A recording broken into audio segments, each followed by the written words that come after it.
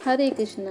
राधे राधे मित्रों, कैसे हैं आप सब। आप सबके लिए मैं एक राधा और कृष्ण की प्यारी सी कहानी लेकर आई हूँ। तो चलो सुनाते हैं। देवी राधा और श्री कृष्ण के विवाह का रहस्य। वो राधा तो कोई और ही थी।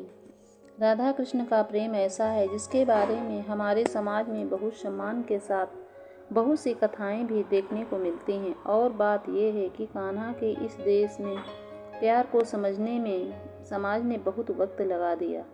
आज भी यह सवाल उठता है कि राधा कृष्ण का विवाह हुआ था। क्या राधा का विवाह किसी और के साथ हुआ था? कोई कहता है कि हमने सुना है कि कान्हा राधा की शादी हो जाने के बाद भी उनसे मिलने उनके ससुराल गए थे। इन सवालों के प्रति उत्सुकता उतनी ही प्यारी है जितना कि राधा कृष्ण के प्रेम के प्रति हमारा प्रेम। देवी राधा के बारे में मान्यता है कि वह योग माया थी।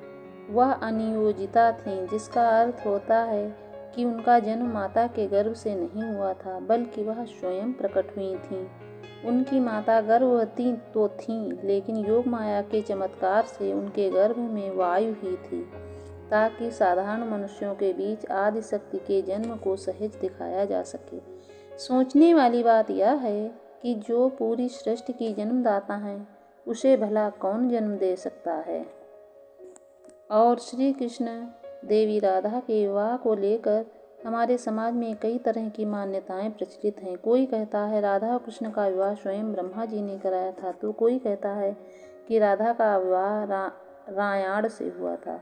ब्रह्मवैवर्त पुराण में श्री राधा और श्री कृष्ण के विवाह के बारे में बताया गया है कि कान्हा के रूप में स्वयं जन्मे श्री हरि विष्णु और राधा के रूप में जन्मी देवी लक्ष्मी का विवाह स्वयं ब्रह्मा जी ने संपन्न कराया था। इस विवाह में ब्रह्मा जी ने पुरोहित की भूमिका निभाई थी।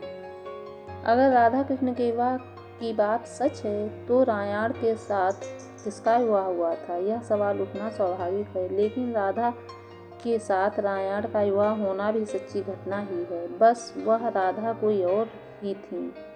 रायाण के साथ जिस राधा का विवाह संपन्न हुआ था, वह असली राधा नहीं बल्कि राधा जी की छाया थी।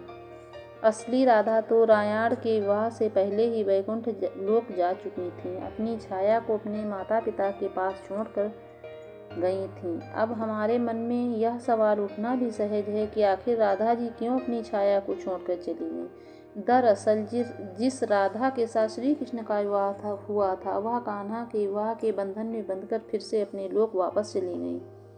उनके इस रूप का पृथ्वी पर कार्य संपन्न हो चुका था, किंतु माता पिता के पास भी तो किसी को छोड़ना था, ताकि वह अपने सामाजिक दायित्वों की पूर्ति के लिए कर सकें। इसलिए वह अपनी छाया को छोड़कर वैकुंठ लौट गईं।